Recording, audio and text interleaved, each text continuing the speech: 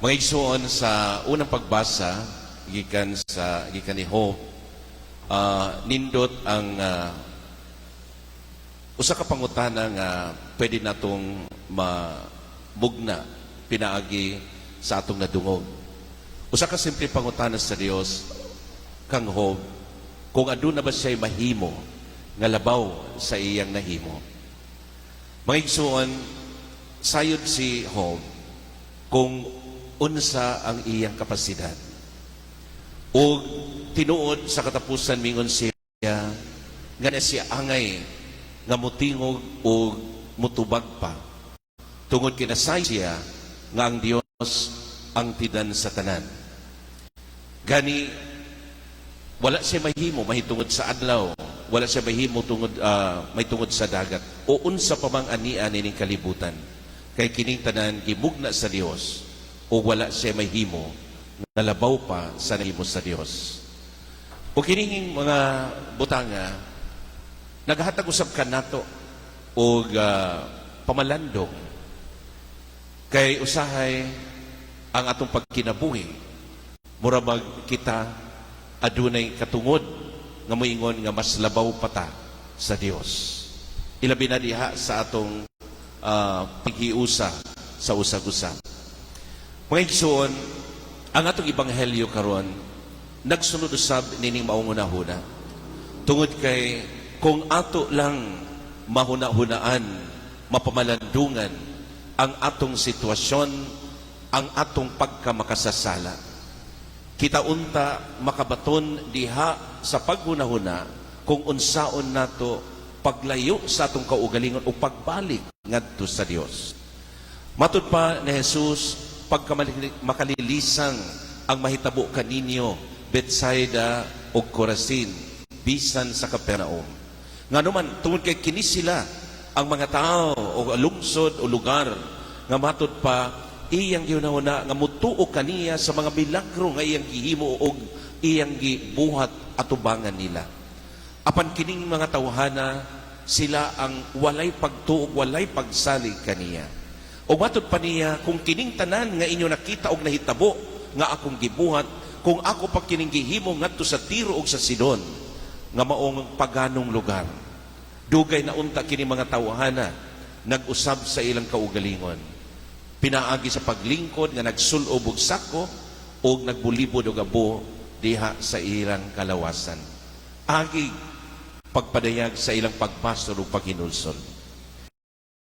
So mga igsoon, ang Diyos nagpahinumdum ka nato. Sisto, nagpahinumdum ka nato nining ebanghelyo. Nga matud pa, ang pagpangayo o pasaylo o ang pagbiya sa sala, kini personal o matud pa, an interior act of every person. No? Personal ni.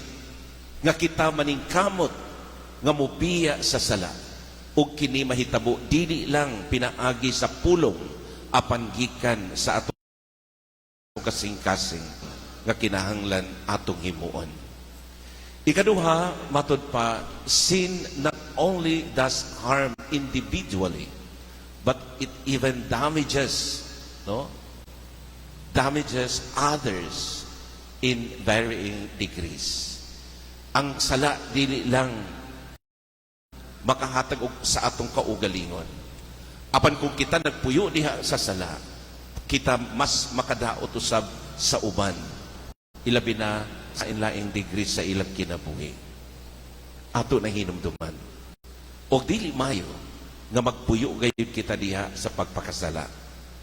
O ikatulo, ang Ginoo nag-awhag kanato nga sa atong pag-angkon nga kita makasasala o nakabuhat og dautan, atoon muon ang pagbalik ngadto kaniya sa pagpangayo og pasaylo o sa pagduol kaniya sa iyang gugma ug kaluoy.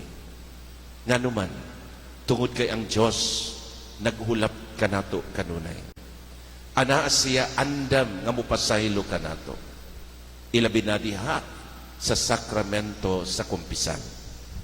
Siguro makapamalandong ta, makapangutana ta, when was my last time nga ako nangumpisal, no? Kanus aman tong ulahi ko nangumpisal, basin dugay na, basin nakalimot na ta, o kinipagpahinumdum ka nato, nga kita makasasala, o kinahanglan gayud kita, mangayo o pasaylo sa Ginoo. Mga igsuon, ana akanunay ang pagpasaylo sa Ginoo. Kaya kundi kita muhingon niining paagiha, kita ang mismo sa nakadungog sa mga pulong ni Kristo. Pagka makalilisang ang mahitabukan Corazin, Bethsaida o Capernaum.